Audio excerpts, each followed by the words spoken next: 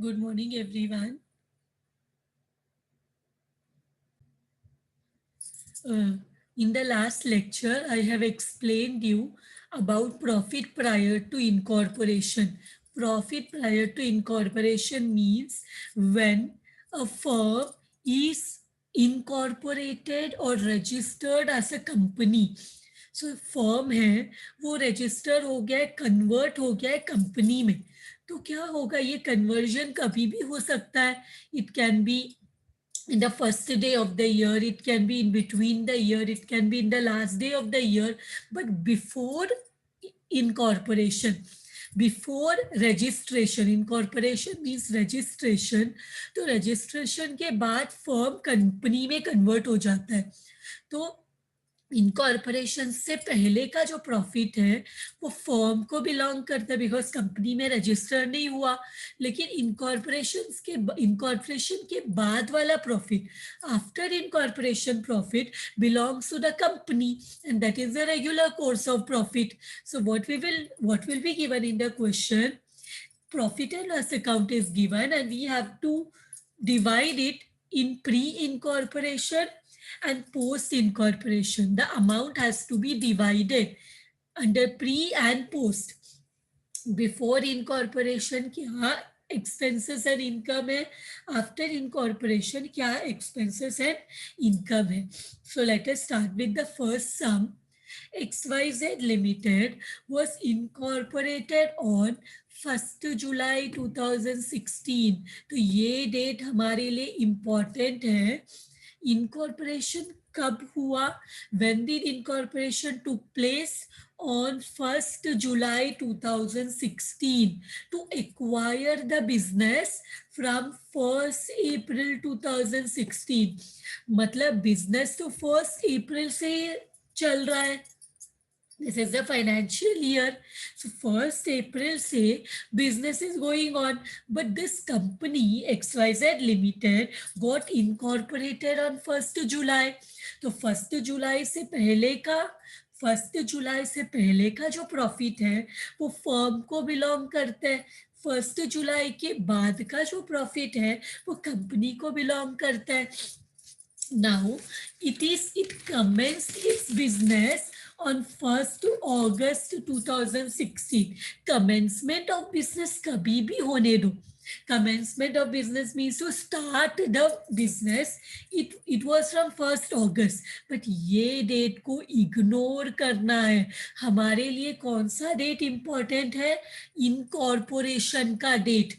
वो लोग बिजनेस कभी भी कमेंस करने दो, that is irrelevant. But when did incorporation took place?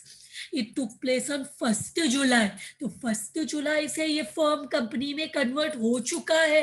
फिर इनकॉर्पोरेशन कभी, सॉरी, कमेंसमेंट ऑफ बिजनेस कभी भी होने दो. Commencement means to start, commence means to start. It started its business from 1st August. The company started its business from 1st August, but that is irrelevant. That is of no use to us. हमारे लिए कौन सा date important है? एक, year beginning, when did the business started, and second date is the incorporation date. First date क्या होता है? Opening date important है. सेकेंड, इनकॉर्पोरेशन डेट इंपॉर्टेंट है. Third date which is important is the year end. Year end में हमें profit loss find out करना है. So two dates are important. First one is the opening date, second one is the incorporation date, and the third one is the year end date. So all the three we have marked. Incorporation हुआ 1st जुलाई को, year start हुआ 1st अप्रैल को, and year and हुआ 31st March को. So in every question this 3 dates हमें find out करके side में रखना है, आइडेंटिफाई करना है. Now what is given? Particulars, P&L account is given, office salary है, सेलिंग कमीशन है, कैरेज आउटवर्ड है, rent and taxes, debenture interest. तो डिबेंचर तो सिर्फ कंपनी में होता है, तो डिबेंचर इंटरेस्ट ये एक्सक्लूसिवली कंपनी का एक्सपेंस है। Printing and stationery, fix expense. Advertising expense, this is related to sales. Selling commission is related to sales. Carriage outward is related to sales. Sales करते हो कब selling commission देते हैं. Carriage outward means transportation expense related to selling of goods. And finally the profit is given. Gross profit को हम हमेशा when nothing is sold हम sales ratio में डिवाइड करते हैं. In the last lecture I have explained you कौन सा expense exclusively firm को बिलोंग करता है, कौन सा एक्सपेंस इनकम एक्सक्लूसिवली कंपनी को बिलोंग करता है, कौन सा फिक्स्ड एक्सपेंसेस है जो टाइम रेशो में डिवाइड होगा, कौन सा वेरिएबल एक्सपेंसेस है मतलब सेल्स के हिसाब से चेंज होता है उसे हम सेल्स रेशो में डिवाइड करेंगे. सो यहाँ पे तो हमें टोटल एक्सपेंस टोटल इनकम दिया है, हमें इसको डिवाइड करना है pre period and post period में. प्री मीन्स फर्म का पीरियड, पोस्ट मीन्स कंपनी का पीरियड, इसमें डिवाइड करना है. What additional information is given. Sales for the pre incorporation period was ₹5 lakh per month. So pre incorporation में 5 lakh every month cell हुआ है. मतलब जो फर्म का पीरियड है वहां पे they were able to make a sales of 5 lakh per month, and the total sale for the year 31st March 2017 was 65 lakh. ये इंफॉर्मेशन में हमें सेल्स रेशो निकालना है, प्री पीरियड का कितना है, पोस्ट पीरियड का कितना है.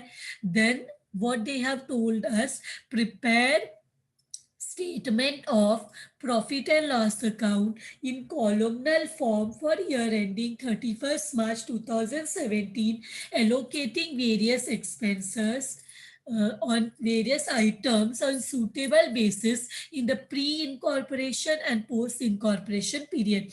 हम लोग जैसे ये P&L अकाउंट है ना वैसे भी प्रिपेयर कर सकते हैं, या तो हम वर्टिकल फॉर्म में भी ये क्वेश्चन को सॉल्व कर सकते. तो मैं पहला question I will solve in the vertical form. There is no compulsion, आप हॉरिजॉन्टल फॉर्म में भी कर सकते हो, आप वर्टिकल फॉर्म में भी कर सकते हो सम को सॉल्व. तो you decide which form you find it easy and accordingly that form you solve your questions. So I will be doing in both the forms.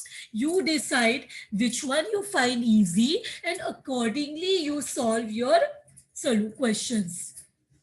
Now first one, यहाँ पे vertical form में हमें दिखाना P&L account में क्या होता है, income होता है और एक्सपेंस होता है. तो ये जो डेबिट साइड है ये सब एक्सपेंसेस है, because profit and loss account is a nominal account. Debit all expenses and losses, credit all income and gain. मतलब इनकम अगर देखना है प्रॉफिट एंड लॉस अकाउंट में तो हमें क्रेडिट साइड में देखना रहेगा. और जब हम वर्टिकल फॉर्म में करते हैं तो हमें टू और बाई दिखाने की जरूरत नहीं है, हम डायरेक्टली स्टार्ट कर सकते हैं विदाउट स्टार्टिंग विद टू और बाई. तो इनकम हियर, इनकम में we have gross profit. Gross profit को हमेशा हम सेल्स रेशो में डिवाइड करते हैं. किस में डिवाइड करते हैं? सेल्स रेशो में हमेशा डिवाइड करते हैं, सेल्स रेशो में. So sales ratio find out करना पड़ेगा. So we will go to the working note. We will go to the working note. Working note में जाके हमें दो रेशोस निकालना है. एक है one is known as time ratio. First one is known as time ratio. Time ratio मतलब क्या होता है कि when did the business opening date, इसमें हमें तीन चीज चाहिए रहता है. वन इज द, हमने इसको ऑलरेडी हाईलाइट करके रखा है, ओपनिंग डेट, सेकेंड वन हमें चाहिए रहता है incorporation date. For your understanding I am writing here incorporation date. और थर्ड हमें चाहिए रहता है ईयर एंड डेट. ये 3 डेट्स हमें चाहिए तो find out the time ratio. तो यहाँ पे ओपनिंग डेट क्या दिया है, look into the question. Year business कब से स्टार्ट हुआ है, starting date 1 April 2016. This is the opening date. This is the opening date. And incorporation date, कब incorporation हुआ है, look into the question. incorporation 1 जुलाई में हुआ है तो वो डेट इंपॉर्टेंट है, 1 जुलाई 2016. इसके बाद ईयर एंड डेट क्या दिया है, 31 मार्च 2016. So these are the 3 dates.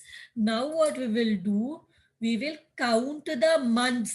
अप्रैल से लेके जुलाई कितना मंथ है, अप्रैल मई जून. जुलाई 1 जुलाई, अगर 31 जुलाई होता तो जुलाई को भी काउंट करते, लेकिन 1 अप्रैल से 1 July means how many months, this is yes this is 1 April, April का पूरा महीना. इनकॉर्पोरेशन नहीं हुआ तो फर्म है मई का पूरा, अप्रैल मई जून 3 महीना पूरा इनकॉर्पोरेशन नहीं हुआ तो यहाँ पे लिखेंगे 3. इसके बाद जुलाई से लेके मार्च कितना मंथ्स होता है, जुलाई पूरा, मतलब जुलाई से कंपनी हुआ तो जुलाई से लेके March, how many, sorry this is 2017. So July से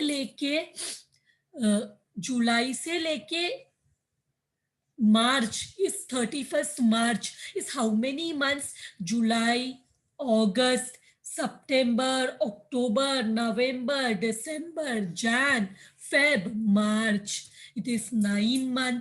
तो ये और छोटा कर सकते हैं. सो कितना ये कम कर सकते हैं, 3 1s are 3 एंड 9 3 के टेबल में किधर आता है, 3 3s are 9. So 1:3 is the time ratio. Now second very important ratio is known as the sales ratio. Sales ratio. तो ये दो हमें हर क्वेश्चन में फाइंड आउट करना है. सेल्स रेशो के लिए हमेशा क्वेश्चन में दिया रहेगा some information related to sales. तो यहाँ पे प्री पीरियड और पोस्ट पीरियड का इंफॉर्मेशन है. तो प्री पीरियड और पोस्ट पीरियड का इंफॉर्मेशन इज गिवन. सो क्या दिया है, sales for the pre period was 5 lakh per month.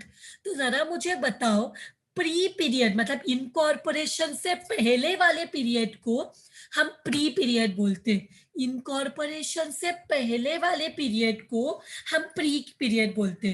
तो प्री पीरियड में कितने मंथ्स है, अप्रैल मई जून, और हर एक महीने का सेल्स है 5 लाख.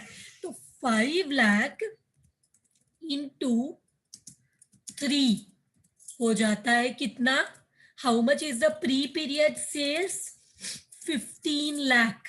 एंड क्वेश्चन में total sale for the year दिया है, total sale for the year is how much, 65 lakh. तो अगर पूरे साल का सेल 65 लाख है तो मुझे बताओ, अगर पूरे साल का सेल 65 लाख है तो पोस्ट पीरियड का सेल कितना रहेगा, इज इट 50 लाख.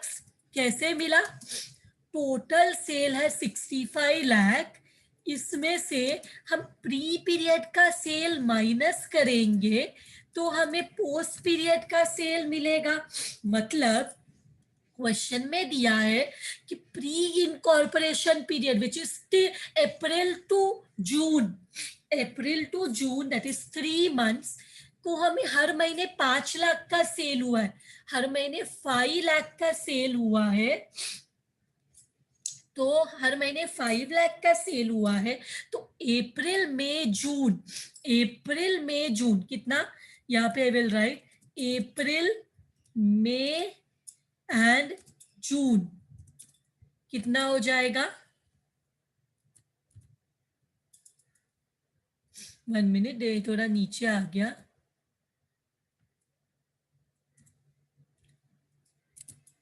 ये मैंने तुम्हारे अंडरस्टैंडिंग के लिए यहाँ पे लिखा है।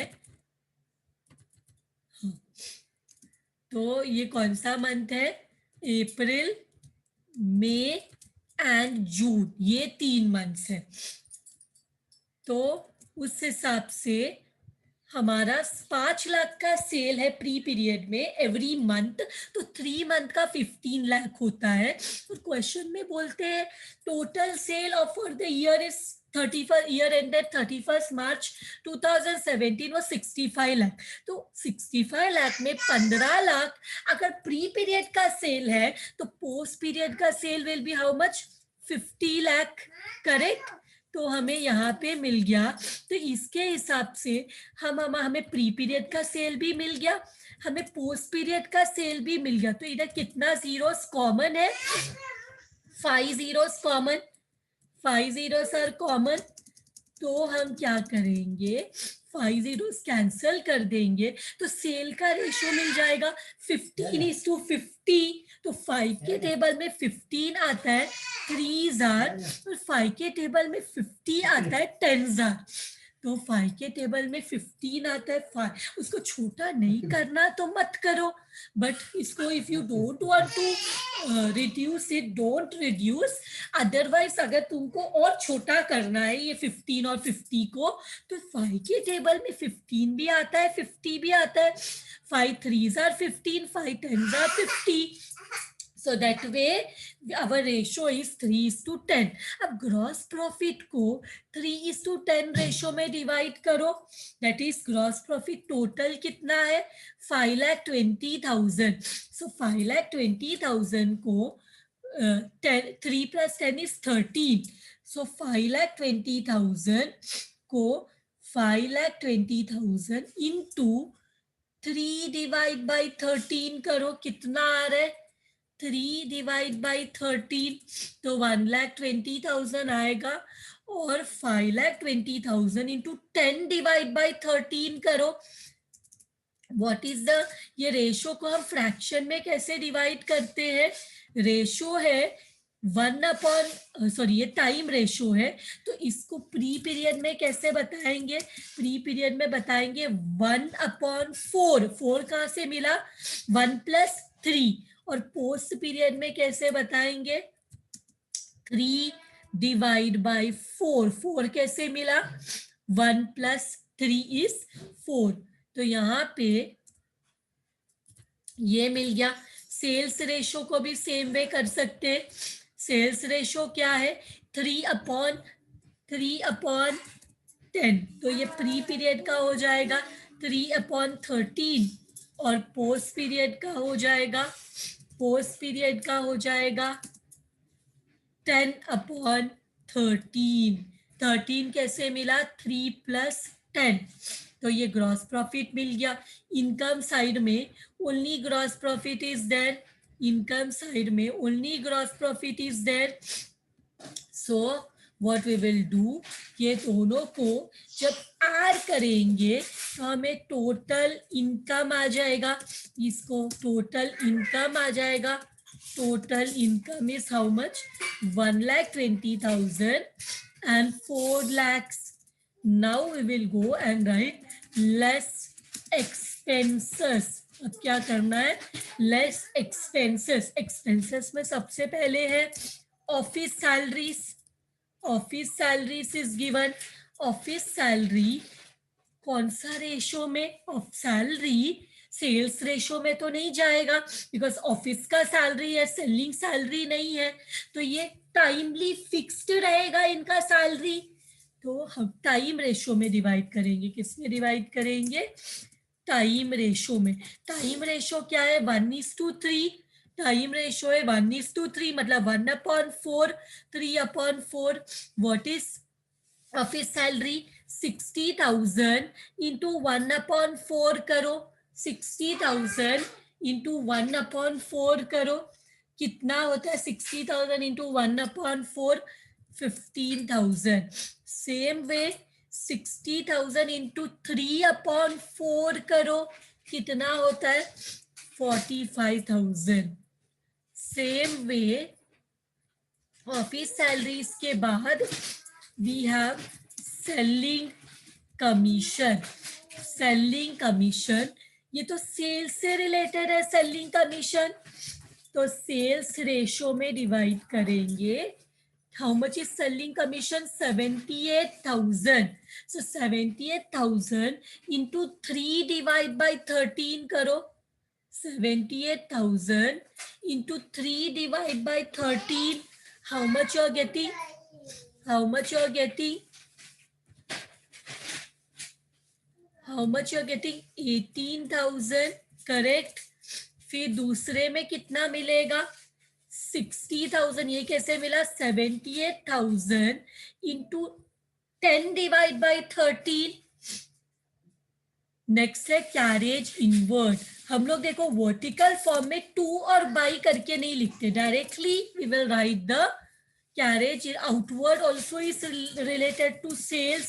सो सेल्स रेशो में 42,250 इंटू 3 डिवाइड बाई 13 करो, you get 9750। 42,250 into 10 divide by 13 करो, 32,500। Correct. Next rent and taxes. Rent and taxes तो सेल से रिलेटेड नहीं है, हम फिक्स्ड अमाउंट का रेंट देते हैं। टैक्सेस, सो रेंट तो फिक्स्ड एक्सपेंस में आता है। फिक्स्ड एक्सपेंस हमेशा टाइम, मतलब महीने का रेंट फिक्स रहेगा। 3 महीने का रेंट इतना, 9 महीने का रेंट उतना। So it will be according to the month. Salary also is paid according to the month. Sales commission is related to sales, carriage outward is related to sales. तो 1,20,000 1/4 कितना हो रहा है? 1,20,000 1/4, 30,000 1,20,000 into 3/4, that is 90,000। फिर after rent and taxes हमारे पास है debenture interest. Debenture interest, अब debenture तो कंपनी में रहता है, फर्म में नहीं, तो ये डायरेक्टली पोस्ट पीरियड में आएगा। कितना अमाउंट है? 25,400। डिबेंचर पार्टनरशिप में, फर्म में डिबेंचर नहीं होता। फर्म को डिबेंचर इशू करने का राइट नहीं है। डिबेंचर इशू करने का राइट सिर्फ कंपनी को है। तो डिबेंचर इंटरेस्ट किधर आएगा? कंपनी में आएगा, दैट इज पोस्ट पीरियड। तो printing and stationery time ratio sale से रिलेटेड नहीं है, टाइम से रिलेटेड है। जब कुछ और नहीं दिया रहेगा तो टाइम रेशो में ही डिवाइड करना पड़ेगा। तो 15,000 को टाइम रेशो में डिवाइड करो। 15,000 into 1/4, 15,000 into 3/4, 3/4। Printing and stationery के बाद एडवर्टाइजिंग एक्सपेंस है।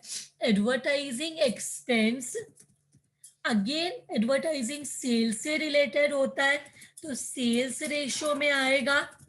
क्या है? 65,000 इंटू 3 डिवाइड बाई 13, कितना आ रहा है? 3 divide by 13 and 65,000 into 10 divide by 13, this is 50,000। All expenses are done. तो इसका टोटल एक्सपेंस निकालो। टोटल एक्सपेंसेस कितना होता है ये निकालो। Add all this expenses, add all this expenses, how much you get? 91,500, नहीं, is it correct? 91,500।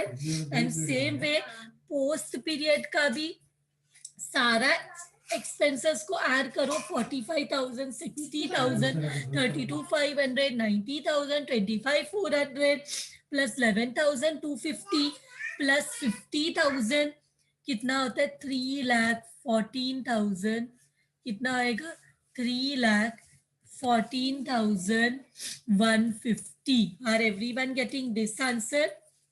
Everyone getting this answer? So हम क्या करेंगे, हमें जो प्रॉफिट है प्री पीरियड के प्रॉफिट को हम कैपिटल रिजर्व बोलते हैं. प्री पीरियड के प्रॉफिट को हम कैपिटल रिजर्व बोलते हैं और पोस्ट पीरियड के प्रॉफिट को हम नेट प्रॉफिट बोलते हैं. लास्ट लेक्चर में मैंने बताया था ये जो प्री पीरियड का प्रॉफिट है 1,20,000 है इधर इनकम एंड एक्सपेंसेस 91,500.